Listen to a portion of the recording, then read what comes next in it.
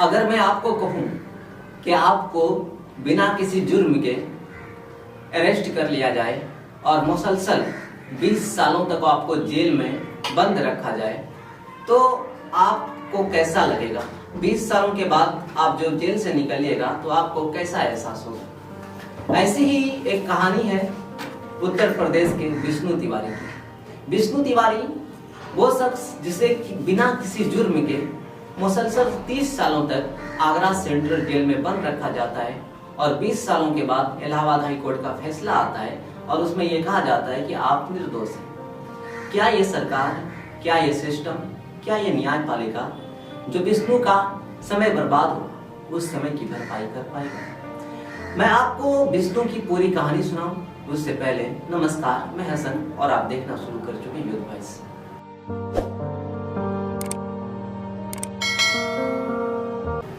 आपको पता है कि हमारे देश के जेलों में जो कैद है उनमें से जो ज्यादा लोग हैं, बहुत सारे ऐसे लोग हैं जो बिना किसी जुर्म के आज सजा भुगतने को मजबूर हैं। उन्हीं शख्स में एक शख्स था उत्तर प्रदेश के ललितपुर का विष्णु तिवारी। विष्णु तिवारी की कहानी ये है कि 2000 में जब हम चलते हैं तो 2000 ईस्वी में विष्णु के साथ 5 लोग रहते थे। विष्णु का 2 भाई और विष्णु के माता पिता, 5 लोग की एक फैमिली थी। विष्णु को पढ़ाई लिखाई में ज्यादा मन नहीं लगता था, तो विष्णु जो माता पिता के जो भी कार्य थे, जो भी धंधे थे, उसी में हाथ बटाते थे और माता पिता का सहयोग करते थे। विष्णु तिवारी का जो गांव था ललितपुर, उससे 30 किलोमीटर एक गांव था सिलवन। तो सिलवन की एक दलित महिला ने विष्णु पर यह आरोप लगाया था कि उसने उसका बलात्कार किया। टाइम्स ऑफ इंडिया की रिपोर्ट के अनुसार विष्णु पर बलात्कार, आपराधिक धमकी और यौन शोषण जैसे संगीन मामले दर्ज हुए थे, जिसके बाद उसकी पेशी ट्रायल कोर्ट में हुई और ट्रायल कोर्ट में उसे आजीवन कारावास देने के बाद उसे आगरा सेंट्रल जेल में भेज दिया गया।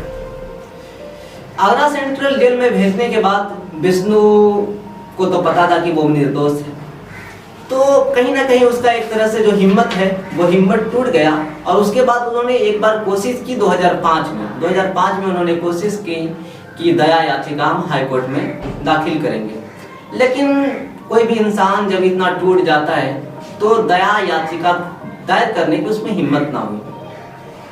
जेल वाले जैसा कि बताते हैं, जेल के जो और सारे कैदी हैं वो बताते हैं कि विष्णु का जो स्वभाव था वो बहुत मिलनसार किस्म के लोग थे, मिलनसार किस्म के आदमी थे।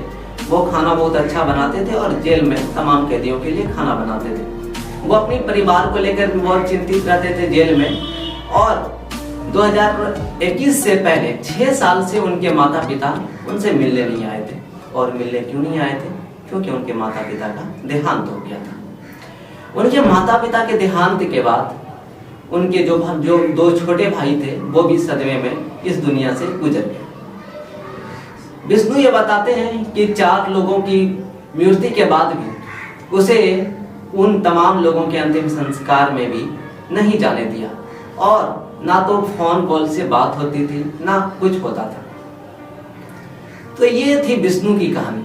उसके बाद 2020 में जो मानवाधिकार आयोग था उत्तर प्रदेश का और सारे जो वकील थे जो विष्णु के तरफ से केस लड़ रहे थे, उन्होंने इलाहाबाद हाई कोर्ट में दया याचिका दायर की और उसके बाद 27 फरवरी को हाई कोर्ट का फैसला आता है।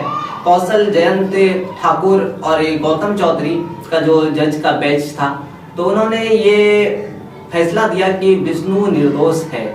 निर्दोष इस बना पर है कि जिस दलित महिला ने बलात्कार का आरोप लगाया था, तो वो दलित महिला के जो इंटरनल पार्ट्स थे उस पर कहीं चोट के निशान नहीं थे। और दूसरी बात, जो बलात्कार के बाद जो 3 दिनों के बाद, मतलब जो डेट बलात्कार का बताया गया था, उनके 3 दिनों के बाद FIR दर्ज किया गया था।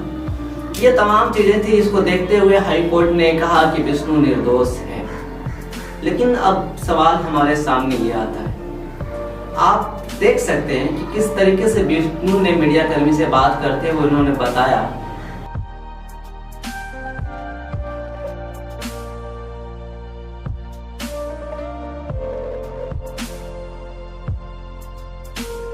बनवा दिया। हमें 376 हरिजन एक्ट लगा, 504 506 लगी।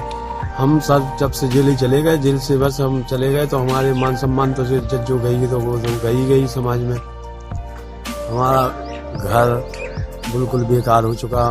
माँ बाप की 2 भाइयों की अटैक पड़ के मृत्यु हो गई, और जो रिकवरी और जो वकील करे उनने भी पैसा खा लिया।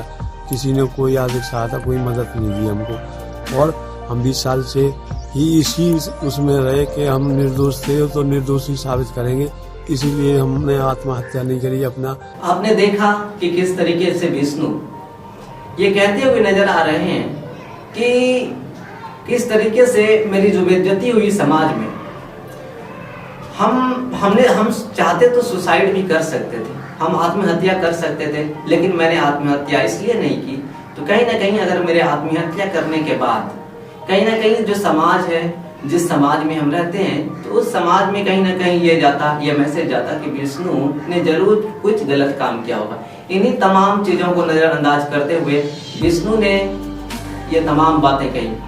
लेकिन अब हमारे सामने एक सवाल आता है, ये सवाल है इस देश की कानूनी प्रक्रिया में लेट का, कि ऐसे बहुत सारे केस हैं, पिछले दिन भी कई केस हमारे सामने उभर कर आए हैं, जिसमें हमने देखा कि 25-25 साल 40-40 साल जेल में रहने के बाद भी लोग निर्दोष साबित होते हैं। लेकिन क्या निर्दोष साबित हो जाने से उसका जो राइट्स है, उनका जो अधिकार है वो मिल जाता है? बिल्कुल नहीं, क्योंकि आप की कानूनी प्रक्रिया इतनी लेट हो चुकी है कि किसी भी केस में आप 20 से 30 साल लगाते हैं, तो कहीं ना कहीं 20 से 30 सालों के बाद जो रिजल्ट आता है, 30 सालों के बाद जो आप फैसला सुनाते हैं, उसमें उस आदमी को जब निर्दोष साबित करते हैं तो कहीं ना कहीं उनका जो 30 साल का वो टाइम बर्बाद हुआ, तो उसकी जिम्मेदारी भी सरकार को लेनी चाहिए।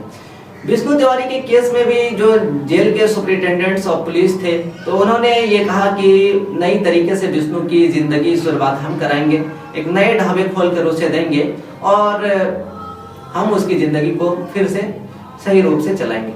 तो ये थी एक विष्णु की कहानी। ऐसे हजारों लाखों विष्णु भारत में अभी हैं जो किसी न किसी वजह से बिना किसी जुर्म के आज जेलों में बंद हैं, और हमें ये चीज समझनी चाहिए, क्योंकि जब आंकड़ा आता है कि अभी भारत में लगभग 3 करोड़ से ज्यादा केस पेंडिंग पड़े हुए हैं, सुनवाई लेट हो रही है, तो कहीं ना कहीं भारत सरकार और जो न्यायपालिका है उसे ये बात समझनी चाहिए कि कहीं ना कहीं जो ये फैसला है, जो सुनवाई है, वो लेट से होता है, तो कहीं ना कहीं एक कुछ ऐसे लोग भी होते हैं जो कहीं ना कहीं उनका टाइम बर्बाद होता है और उसे जबरदस्ती उस चीज में फंसाकर जेल में बंद कर दिया जाता है। विष्णु ने बताया कि ये जो पूरी कहानी थी, जिस तरीके से मुझे जेल के अंदर डाला गया, मुझ पर बलात्कार, आपराधिक धमकी और यौन शोषण का आरोप लगाया गया, ये दरअसल मामला एक जमीन का।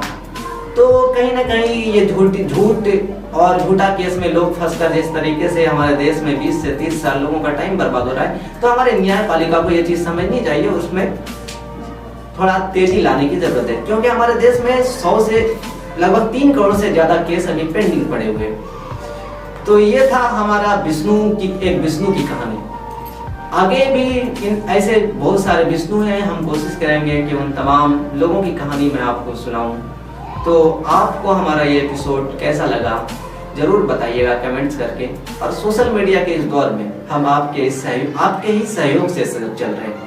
हम मानते हैं कि सहयोग आर्थिक भी हो सकता है, लेकिन सोशल मीडिया के इस दौर में सहयोग आपके लाइक, कमेंट और शेयर का भी हो सकता है। कहीं ना कहीं आपके लाइक, कमेंट और शेयर से हमें हौसला मिलता है, और जो देश की मीडिया, दलाल मीडिया भी बिक चुकी है, सत्ता घराने की रखेल बन चुकी है, हम जैसे छोटे लोग जो कहीं ना कहीं सच्चाई को दिखाने की कोशिश करते हैं, सरकार से आंख में आंख डालकर सवाल करने की हिम्मत करते हैं, कहीं ना कहीं आपके लाइक, कमेंट्स और शेयर से हमें हौसला मिलता है और हमें ताकत मिलती है कि हम आगे भी सही चीज को दिखाएं और बताएं। धन्यवाद।